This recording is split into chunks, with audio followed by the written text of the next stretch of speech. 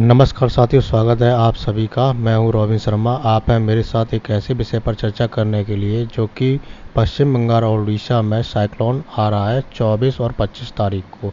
पुरी में 3000 से ज़्यादा जो श्रद्धालु लोग घूमने आए हुए हैं उनको घर वापस भेजा गया है। होटलों की बुकिंग 4 दिनों के लिए रोक दी गई है। उड़ीसा में 14 जिलों के सभी स्कूल और कॉलेजों को 25 तारीख तक छुट्टी को रद्द कर दी गई है। कर्मचारियों की छुट्टी भी रद्द कर दी गई है। उड़ीसा में करीब 10 लाख लोगों को शिफ्ट किया गया है। उड़ीसा में जगन्नाथ मंदिर के पुजारी ने कहा है, मंदिर में पूजा अपने समय पर होगी, लेकिन श्रद्धालुओं से 25 अक्टूबर तक न आने की विनती की है। उड़ीसा में 150 ट्रेन रद्द की गई और पश्चिम बंगाल में 198 ट्रेन रद्द की गई। उड़ीसा में 800 चक्रवात आश्रय केंद्र तैयार किए गए हैं, उसमें भोजन, पानी, दवा, बिजली, अन्य आवश्यक चीज़ों का बंदोबस्त किया गया है। 800 आश्रम केंद्र में तटीय लोगों को रखा जाएगा। लोगों को निकाल कर उस स्थान पर रखा जाएगा। साइक्लोन दाना का 6 राज्यों में असर होगा। पश्चिम बंगाल, उड़ीसा, आंध्र प्रदेश, कर्नाटक, तमिलनाडु, पांडुचेरी, इन पर भारी बारिश की चेतावनी भी दी गई है।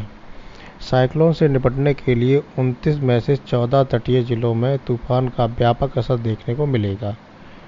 Orissa disaster rapid action force की 51 टीमें भेजी गई थी। फायर ब्रिगेड की 178 टीमें भेजी गई हैं और एनडीआरएफ की 20 टीमें भेजी गई हैं। मौसम विभाग ने 25 अक्टूबर को 11 इंच तक बारिश होने की संभावना बताई गई है। अब हम आपको बताते हैं साइक्लोन बनता क्यों है। किसी जगह का अत्यधिक गर्म टेम्परेचर होने के कारण साइक्लोन बनता है। आप ऐसे समझ सकते हैं, जब गर्म हवा ऊपर उठती है तो ठंडी हवा उस जगह को तेज़ी से भरती है। जो चारों दिशाओं से ठंडी हवा उस गर्म जगह को भरती है, इससे वो साइक्लोन की दिशा बन जाती है।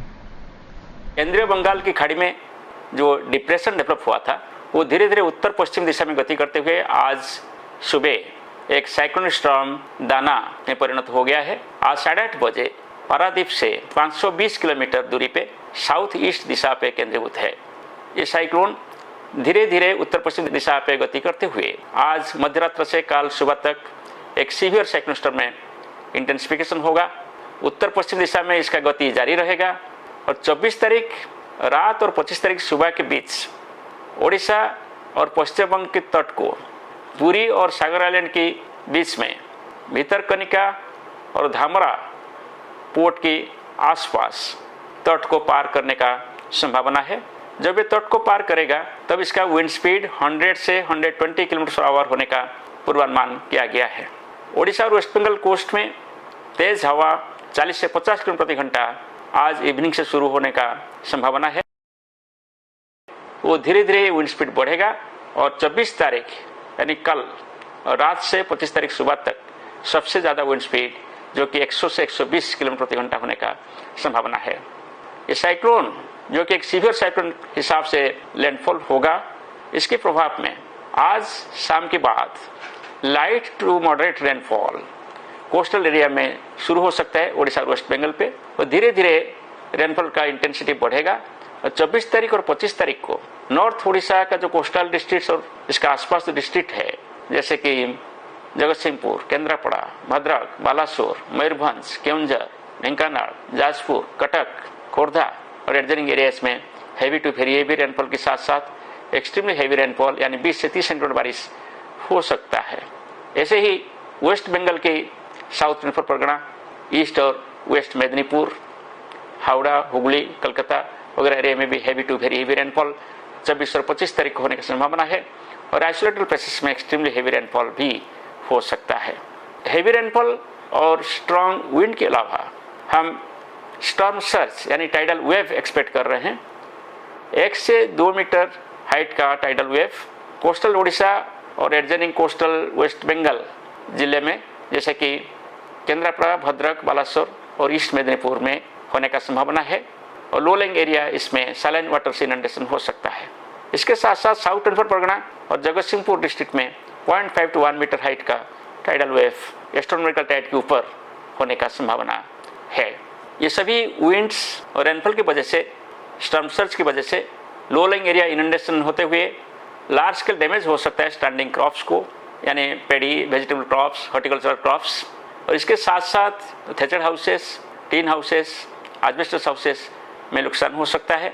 Electric pole, telephone pole bending हो सकता है, नहीं तो गिर सकता है।